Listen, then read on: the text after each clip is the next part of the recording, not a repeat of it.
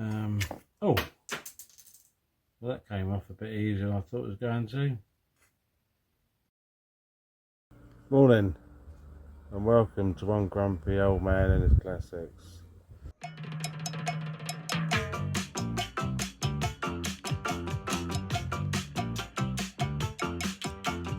All my friends know the low rider. The low rider is a little higher. Let's make a start on these two corners of the car.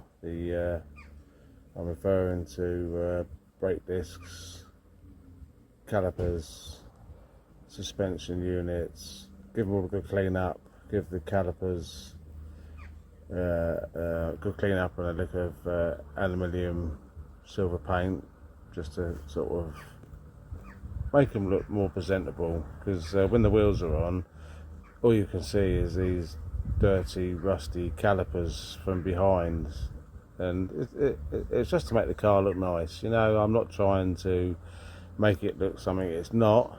I just want to, as I go around the car, just want to tidy up some bits and make the car look more appealing and attractive, if you know what I mean.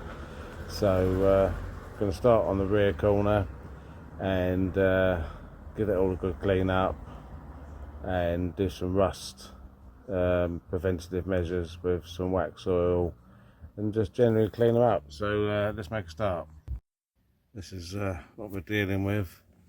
So as you've previously seen, I gave it a bit of a jet wash and a bit of a wire brush down. Not looking too bad. I mean, the discs, they haven't been used. I wouldn't say they've got lots of life in. Tiny lip there.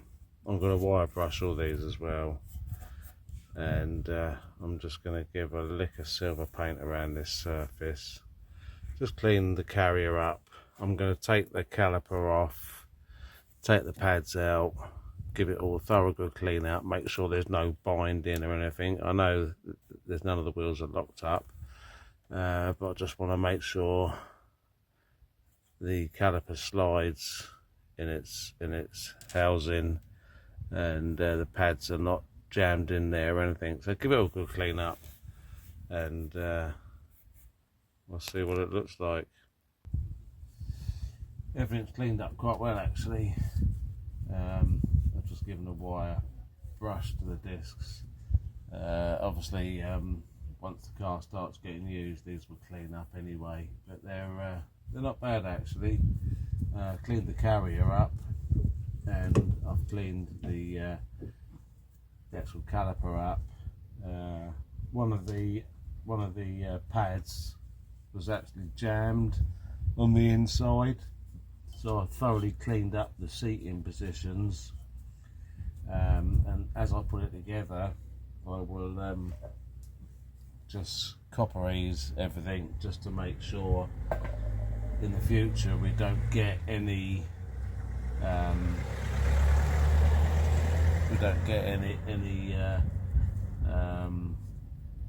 binding at all.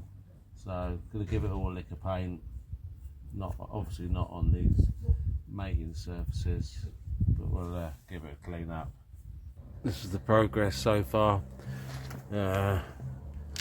Cleaned the caliper up, gave it a little bit of aluminium silver paint just to tidy it up, because you'll see these through the wheels, and just round that surface of the disc, because that had a coating on previously that would have been sort of a grey colour, so I've done that silver. On reassembly, I had a bit of a problem with the inner pad. It was seized in there and I couldn't get it back in, so I had to grind a little bit off the ears, if you know what I mean, just to get it to fit back in nicely and not bind. So that's all done. Bit of wax oil in now. Let's do it. So using this black wax oil, I'm going to treat all up inside the turret, do around the springs, do around the suspension upright, and down around the back here. Just Got to be careful not to get it on the disc, but I'll give it a clean up with some brake cleaner afterwards anyway, just in case. So let's do this.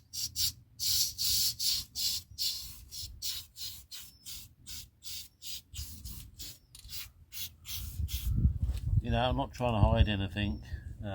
Just as I'm doing this car, I want to preserve it, make it last for many years to come. So the next owner, when I sell this on, it will have been, I've done the welding, done all the MOT stuff, and some rust proofing, which it really needs. So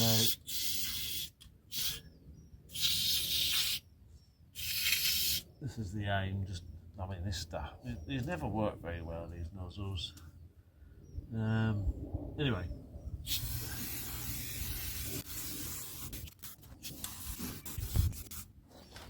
everyone's got their choice of rust proofing.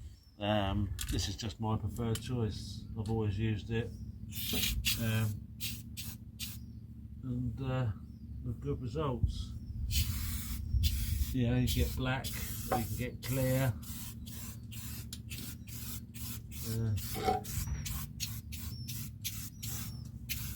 Yeah, you can spray it.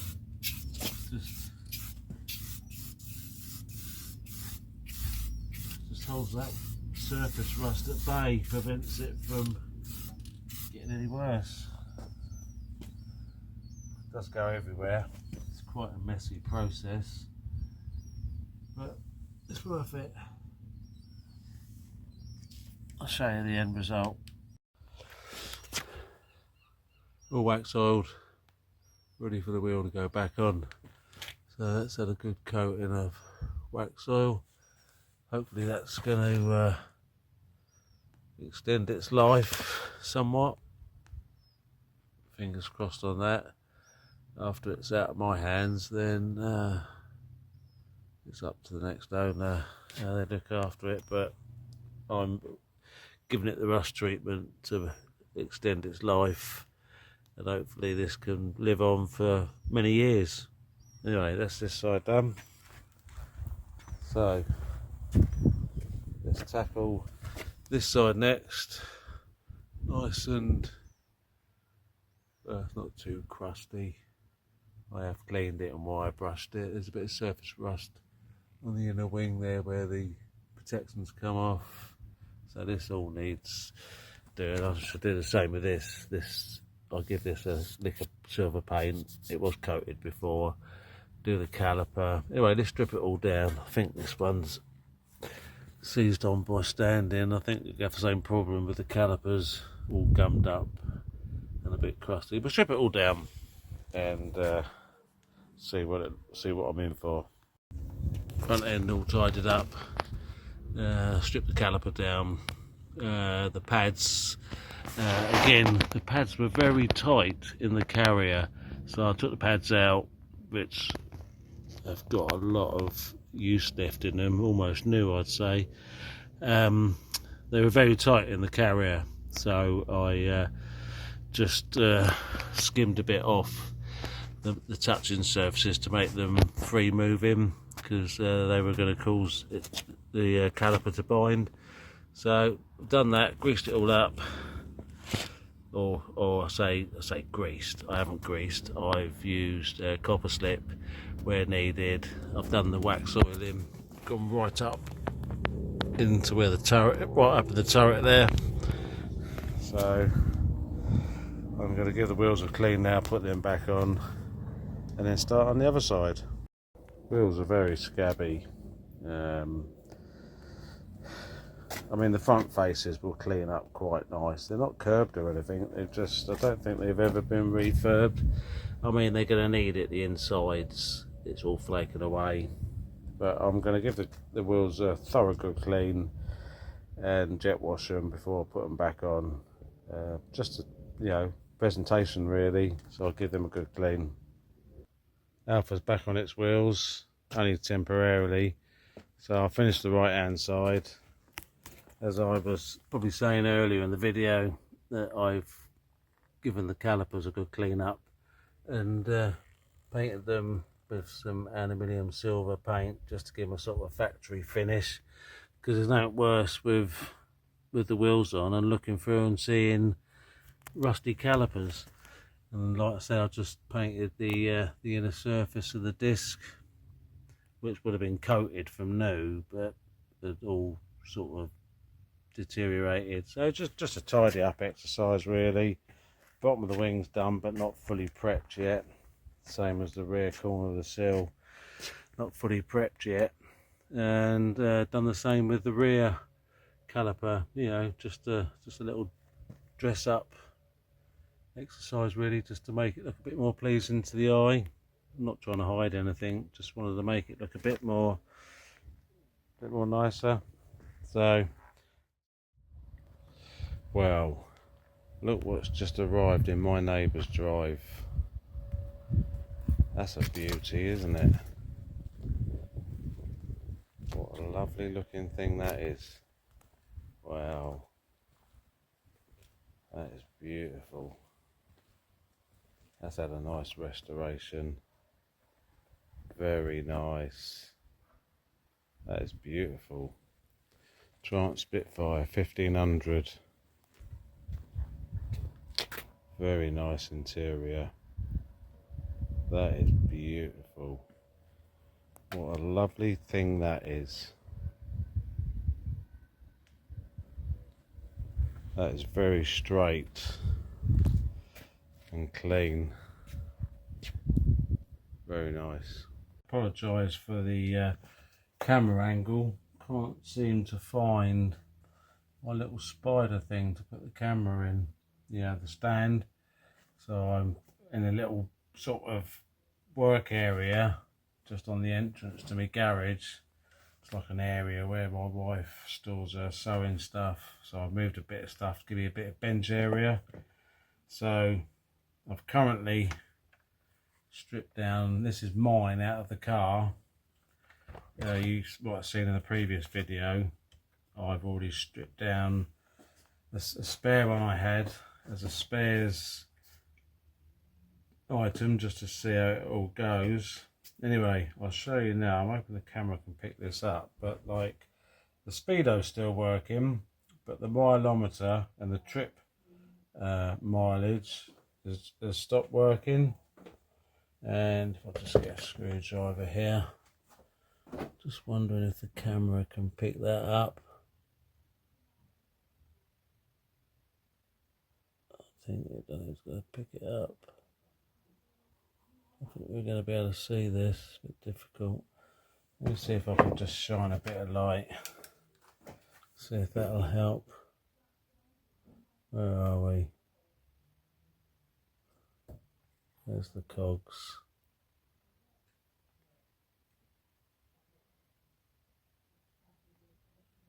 Don't know whether you can see. There's a little tiny cog. A minute, I'm on the wrong side. Just in there, there's a little tiny cog, and it's broken. And that's the problem. So if I get, this is the spares kit I bought. I can just show you inside there, the little green one, that's the only one I need. So I'm hoping I can get in there without too much dismantling, just to change this. So it's this little tiny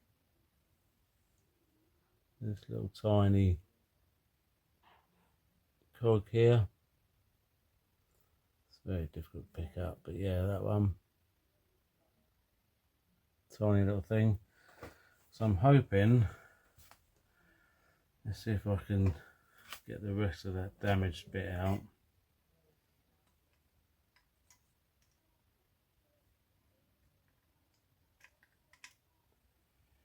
Can't get it out, but I think this plastic cover on the top here, there's two little screws that are holding those cogs in. So I'm just going to attempt to undo these to see if it will allow me just to take that top part of the drive mechanism out. This is unknown territory for me. Oh yeah, it looks like the top's going to come off. That'll make me easier access. So if I can just, there we go, just take that top off. There we go. Right, so taking the top off. There we go, taking the top off, and just in there is what's left of the broken cog. Sort of half the cog left. Don't know where the rest of it is. So now I've got to think I'm going to have to take this top one off.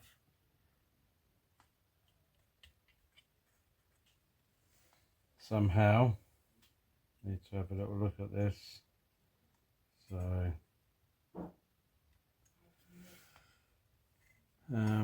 oh, well, that came off a bit easier than I thought it was going to. The other part of it's left the building. It's on the floor over here. There we go. There's another cog. That one goes. That one sits underneath this one with the pin. So it's now giving me access to get the new cog on, which sits on there. That's where my finger is. So I think this is going to take a bit of concentration on my part, and I think I'll just do this off camera a minute. Excuse me for that. So in true pattern part style, I've had to rework this little cog. See this little cog? It's only a tiny little thing. Just get it in the focus if I can. It's only a tiny little cog, and the centre hole was too small by a long way. I've had to drill it out to 3.5mm because this has to fit over there on that part, which has got a splined top to it where the cog slides onto. So I've had to open it up a bit. So now I've got to put this back together. I can't quite remember because one of the cogs pinged out. But if I have a look at this one, which I've got, a spare one, which is quite handy to have, I can now see how it goes together. So back to reassembly time. Just have a little look which way up that cog goes, because it could go one of two ways. It's difficult to see. Anyway, I'm going to give it a try. Because there's a bottom cog. So that's got to rotate the bottom cog. So that has to go that way. That then goes on there. So I think that's going to have to go on first. So let's get this cog on. I drilled it out to 3mm initially, which was just a bit too small. Then I've re-drilled it out to 3.5mm and it's spot on. And that's pushed onto that splined pulley nicely. So actually that goes on there and drives that one. Then this one slides back in the top, and as it holds that one down, if I can get this lined up, it's quite fiddly actually, a bit more fiddly than I thought it was going to be. You need to have a bit of patience with this, something that I'm not necessarily very good at. But I can't afford to break anything, because these spares, oh, it's like,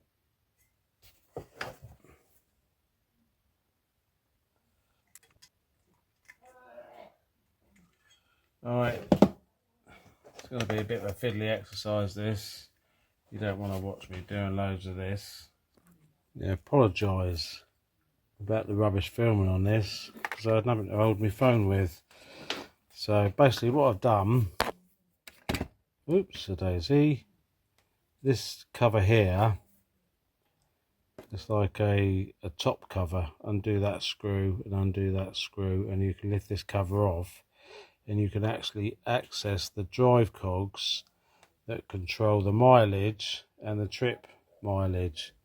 And basically what it is this whatever colour that is, I say it's sort of it looks different on camera, but it's a sort of a greeny colour. That was the cog that drives those two parts of the speedo, and this one had actually broken. I don't know where the broken bit is now. So, but on this one, the spares one that I took apart,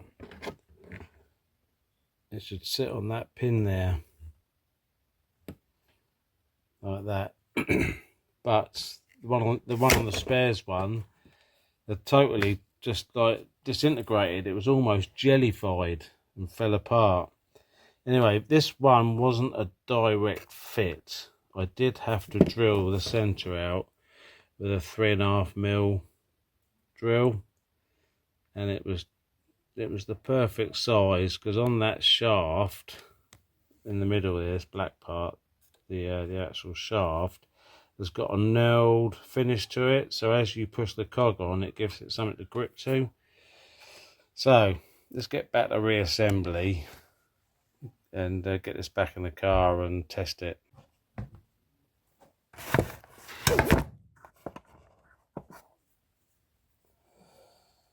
Just starting to button this up a little bit now, get it all back together.